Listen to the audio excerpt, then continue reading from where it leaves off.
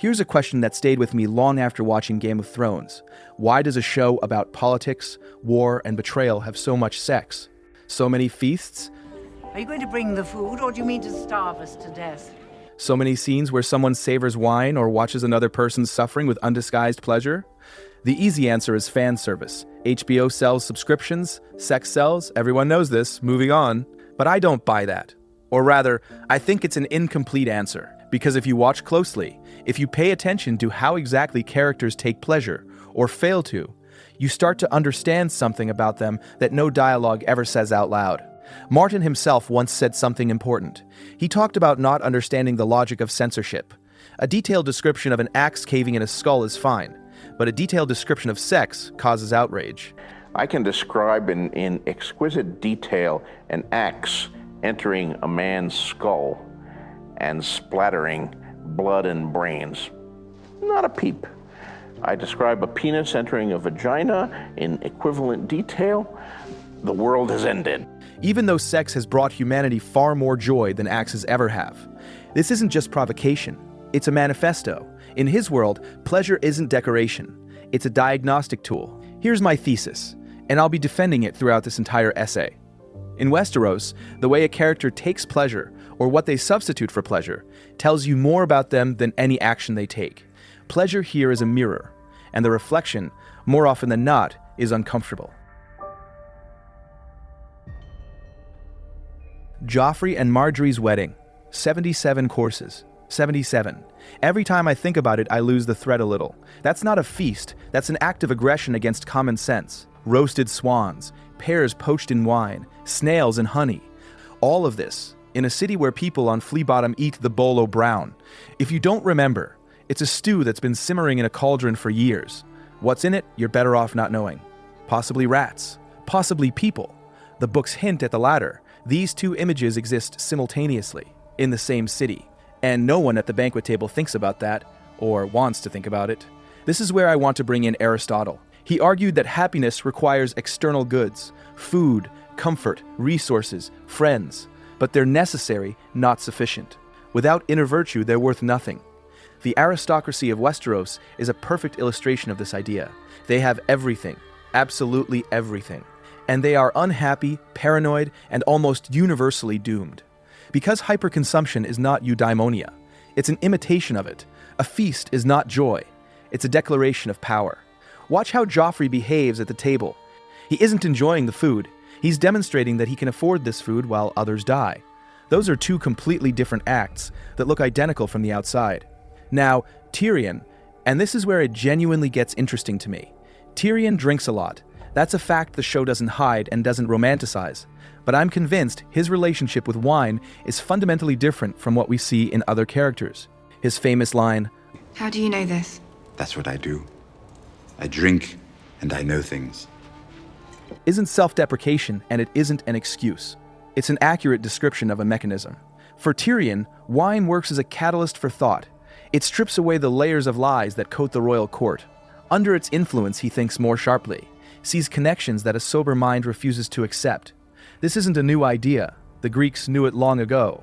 Plato wrote his dialogues in the form of the symposium, the philosophical drinking party. Wine and conversation, conversation and wine. Socrates drank alongside everyone and remained the last clear mind at the table. Tyrion is the only character in the show who drinks philosophically. Everyone else drinks to stop thinking. He drinks to think better. And that's exactly why his family despises him. A drunk dwarf, easy to dismiss. But this dwarf ends up seeing everything. Now, the Red Wedding. And here food takes on an entirely different dimension. Bread and salt. In the real medieval world, and in Westeros, this was a sacred act. To share food with someone under their roof meant, you are safe, you will not be harmed. This wasn't just tradition, it was nearly a religious covenant between people. Walder Frey knew this, and that's exactly why he did what he did.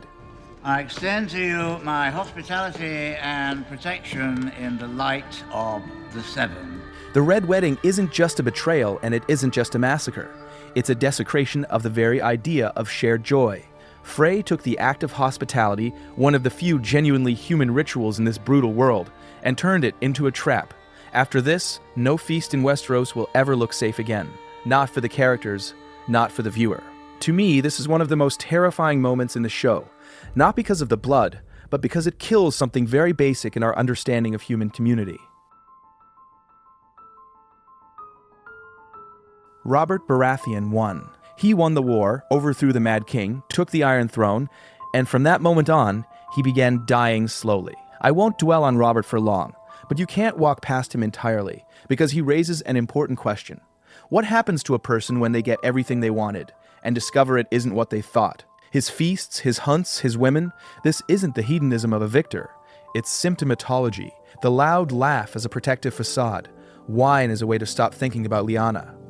You want to know the horrible truth? I can't even remember what she looked like. I only know she was the one thing I ever wanted.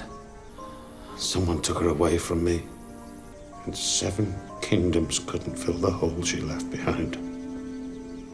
Hunting is the only place where he feels alive, because there's at least some real danger there. In the end, the danger killed him, which is almost poetic. Pleasure as slow suicide. Let's hold on to that image. We'll come back to it. Now, Cersei. And here I want to say something that might sound unexpected. I think Cersei Lannister is one of the most tragic characters in the show. Not a villain, a tragic character specifically. Here's what I mean. Her entire life she was an object, not a subject. How dare you speak to your king in that manner? Quiet, woman. An object of political exchange. She was married off to Robert because it was useful to her father. An object of the male gaze, valued for her beauty rather than her mind, though she had plenty of the latter. An object of other people's plans. Tywin used her as a tool. I am Queen Regent, not some brood mare. You're my daughter! You will do as I command, and you will marry Olenna Tyrell. Father, don't make me do it again, please. Not another word. Robert ignored her. The court looked down on her. In that context, her hunger for power isn't simply ambition. It's an attempt to reclaim her own subjecthood, to become the one who makes decisions, rather than the one decisions are made about. When she makes the lords of the small council go silent with a single look, there's something almost erotic in that. I know that sounds strange, but I stand by it. For a person who has never been heard, the moment of absolute silence in a room is a physically tangible pleasure. The problem is that it's never enough. This is where Plato turns out to be mercilessly right. He argued that true happiness comes from inner virtue, and that a tyrant who possesses everything is the most miserable of all, because his soul is in permanent slavery to its own passions. Cersei, by the final season, is a perfect illustration. She has the throne, the armies, the power, and she is absolutely alone, absolutely frightened, and absolutely unfree. Plato wrote this 2,500 years ago. Martin simply showed us what it looks like in detail. And back to Tyrion. Already in exile. There's a scene I find simultaneously funny and unbearably sad. He's in a lavish mansion, drinking the finest wines, arbor gold, nectars from Myr and Karth, and this is all he has left. His family wants him dead. The woman he loved is dead. His identity is shattered. The future is shit. Just like the past. He's drinking the Tyrell's reserves, the people who set him up, and there's something of passive revenge in that. A small, bitter, entirely pointless triumph. Drink someone else's good wine while falling into the abyss yourself. I think this is one of the most honest images in the show of how people cope with catastrophe. Let's talk about the most unpleasant part. There are characters for whom the source of pleasure is not their own enjoyment, but the destruction of someone else's. And the show examines this with such detail that watching it sometimes becomes physically uncomfortable. I think that's intentional. Joffrey and Ramsay. 2 sadists. But, and this matters, fundamentally different ones. Joffrey is cruel impulsively, out of boredom, out of fear, out of a childish need to prove something to himself and to everyone else. He is capricious like a child who has been given absolute power and never once told no in any real sense. His cruelty is a tantrum. I am the king. I will punish you. He kills Ned Stark not because it was politically necessary. It was a catastrophic mistake and everyone around him knew it. He did it because he could. Because in that moment, he wanted to feel like a real king. Notice, Joffrey almost never kills with his own hands. He watches. He delegates the dirty work to Ilyn Payne or the guard. The exception, the prostitute Rose, whom he kills alone, away from other eyes, because deep down he's a coward. His sadism is compensation. Ramsay is different. Ramsay is cruel methodically, coldly, creatively, and I use that word with full awareness of its monstrousness in this context. For him, torture is a process, an art form. He takes maximum pleasure from personal physical involvement. So let's play a game. Which body part do you need the least? And he doesn't need an audience for self-affirmation. He doesn't need witnesses. If Joffrey is a malicious child with a sword, Ramsay is a surgeon with a pathology. This is where I want to bring in Kant. And I understand that pivoting from Ramsay Bolton to German classical philosophy sounds absurd. But bear with me. Kant formulated the moral law like this: always treat a person as an end, never merely as a means. It sounds simple, but try to find a single character in Westeros who consistently does this. Ramsay takes the violation of this principle to its absolute limit. For him, another person is not a person at all. They are material. And that's exactly why he is so frightening. Not because of the blood or the screaming, but because of that absolute emptiness where something human should be. And so we come to Theon. I think the story of Theon Greyjoy is the most terrifying in the show. Not because it contains the most violence, but because it's a story about the destruction of a person's very capacity to desire. Before captivity, Theon was a classic young hedonist, self-absorbed, egotistical, hungry for recognition and pleasure. With all his flaws, he was alive. He had desires, ambitions, fantasies about his own greatness. Ramsay methodically destroyed all of that, not simply by causing pain, but by stripping Theon of the very structure of selfhood on which his identity rested. The implied castration isn't just a physical mutilation. It's the symbolic erasure of the masculinity that was his primary source of self-definition. And here is what was left: a creature for whom the brief absence of pain came to feel like happiness, who refuses to flee when his own sister comes for him. Because to flee means to become Theon again. And Theon is someone who makes decisions and bears responsibility for them. And that is unbearably terrifying when your psyche has been broken down to its foundations. Stockholm Syndrome is a medical term, but what Martin describes with Theon is something larger. It's a philosophical question. Where is the line between a person and what remains of one? Theon Greyjoy tried to escape. The Master knew. He knows everything. He hunted him and caught him and strapped him to a cross and cut away piece after piece until there was no Theon left. The conclusion of this section is simple and harsh. Sadism is a substitute. It is pleasure for those who have lost the capacity for the real thing. And it always destroys both, the victim and the perpetrator. Ramsay dies at the teeth of his own dogs. Joffrey dies of poison at his own wedding. The world restores its balance, but the price paid by others is immeasurable. There is a third type of pleasure in Westeros, and it is the most durable of all: intellectual dominance, control over information, the ability to see several moves ahead while everyone else reacts to the immediate. Varys. His story begins with violence. As a child, he was mutilated by a sorcerer who took from him a part of his body he doesn't name without cause. This could have broken a person. Instead, it freed him, or so at least he presents it. Varys says that sexual desire is the primary vice that destroys great people. You did like boys before. Really? Girls, huh? But I was never interested in girls either. What then? Nothing. Everybody is interested in something. Not me. When I see what desire does to people, what it's done to this country, I am very glad to have no part in it. And look at the show. He's right in almost every case. Cersei loses everything because of her love for Jaime and her children. Jon Snow makes catastrophic political decisions because of Daenerys. Robb Stark loses his war because of a woman. Littlefinger, we'll get to him, makes fatal errors because of his obsession with Catelyn and Sansa. Varys, freed from this, or using this freedom as a tool, builds his web with a clockmaker's precision. But I want to ask an uncomfortable question. Does Varys experience pleasure at all? Or is he simply a function, a perfectly efficient mechanism with no inner life? I think he does, and it's very specific. Varys takes pleasure in a truth precisely delivered. Watch how he speaks to Tyrion in exile, how methodically, step by step, he returns purpose to a broken man. Not through lies and not through manipulation, through a bitter, precise sequence of truths. I killed my lover with my bare hands, I shot my own father with a crossbow. I never said you were perfect. That is an art form, and Varys knows it. Littlefinger is the mirror image. Pit waiting to swallow us all. Chaos isn't a pit. Chaos is a ladder. I think this is one of the finest pieces of character writing in television history, because there isn't a word of a lie in it. He genuinely believes this. He genuinely takes pleasure in it. Littlefinger comes from nothing, a minor house on a scrap of land by the sea. In a world where status is determined by birth, he had no chance playing by the rules. So he changed the rules.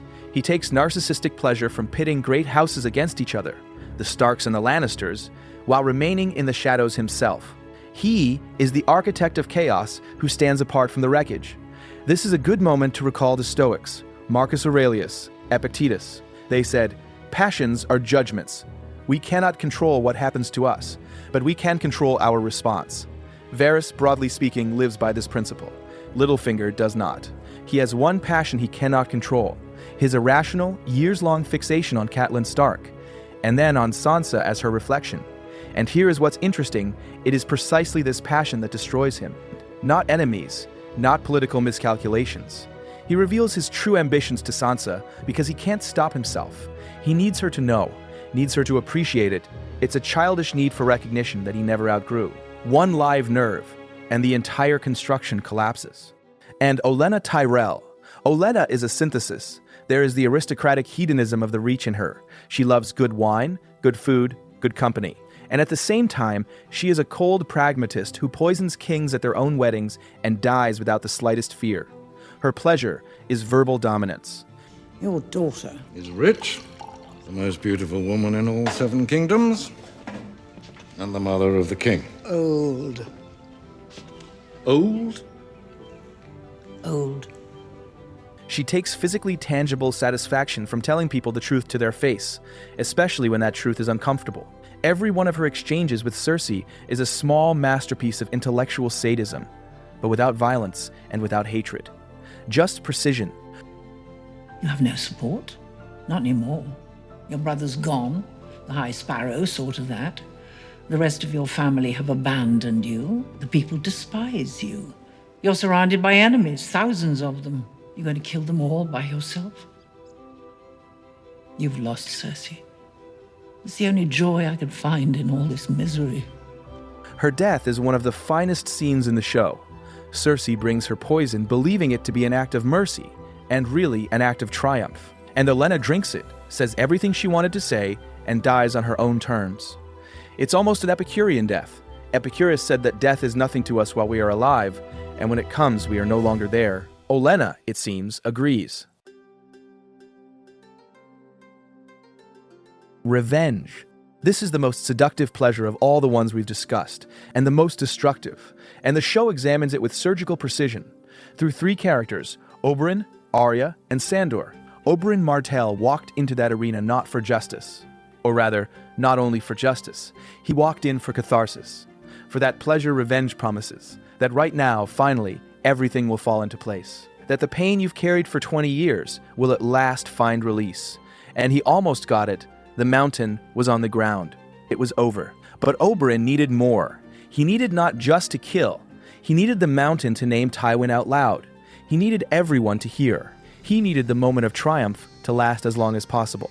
This is classical Greek tragedy, and I mean that literally, not as a metaphor. In Greek tragedy, the hero dies not from weakness, but from an excess of their defining quality. Achilles is too proud, Oedipus too stubborn in his search for truth. Oberyn is too hungry for this public moment of revenge. His greatest quality, his passion, his readiness to fight for justice, becomes his undoing. What good is power if you cannot protect the ones you love? We can avenge them. Arya. Arya's story with the list is perhaps the longest and most detailed account of how revenge transforms a person in the entire show. And what strikes me most about it is this. The list begins as a coping mechanism. A little girl has lost her father, lost her home, lost everything. And the list gives her an illusion of control. While there are names, there is purpose. While there is purpose, there is a reason to keep moving. That's understandable. It's even in its own way wise, as a survival strategy. But then something changes. The names start getting crossed off. And with each name, something human leaves Arya. The scene with the pie made from the flesh of Walder Frey's sons. I watched it feeling two things at once. This is brilliantly done, and this is horrible. Because in this moment, Arya and Ramsay are doing the same thing. They both take pleasure in the victim only learning their fate at the very last moment. They are both masters of the theater of revenge. Martin does this deliberately. He shows us how a victim becomes a mirror of their tormentor. This isn't moralizing, it's an observation. Revenge requires you to become like the one you hate. Joffrey, Cersei, Ilyn Payne, The Mountain, Beric Dondarrion, Thoros of Myr, The Red Woman, Tom Hanks. And then the Hound. I think Sandor Clegane is an unjustly underappreciated character in terms of philosophical depth. He doesn't deliver clever monologues. He is blunt, cynical, brutal in his directness. But it is precisely he who teaches Arya and us the most important lesson in the show. His life was burned by revenge. Literally, his face was burned by his older brother. And from that moment, his entire identity was built around hatred for Gregor. It kept him alive, and at the same time prevented him from truly living. Before the end, he tells Arya something very simple. And look at me. Look at me! You want to be like me?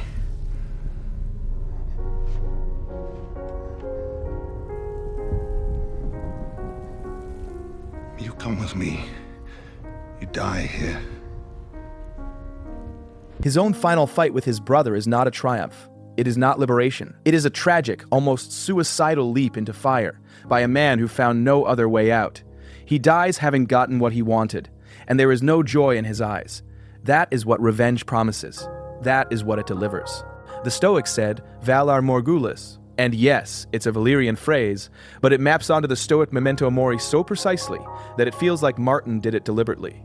All men must die. The only thing we control is not what is done to us, but how we respond. Arya chooses not to kill Cersei. She chooses to live. It's a small decision, and simultaneously the largest thing she has ever done.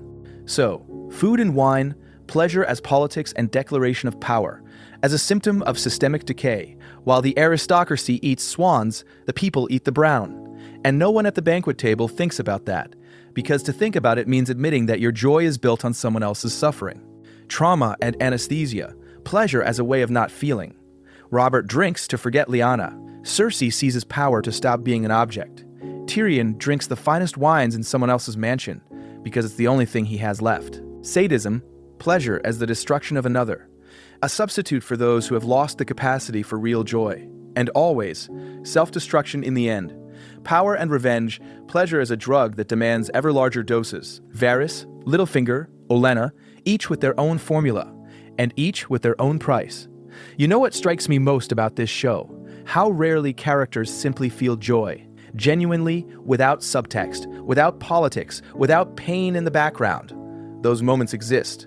Arya and Jon reunite at Winterfell. Tyrion and Podrick sing in a tavern. Brienne receives her knighthood from Jaime and weeps with happiness. There are so few of them, and that's exactly why they're precious. I think this is Martin's central idea. Not about power, not about dragons, but about what we do with our right to joy. How easily it's lost. How easily real pleasure gets replaced by its substitutes. Power, revenge, control, pain. Westeros is a world where almost no one knows how to simply be happy. And that, perhaps, is the most honest thing Martin ever said about us. Valar Morghulis. All men must die. But while we live, it's worth choosing joy over its shadow. When you play the Game of Thrones, you win, or you die. There is no middle ground.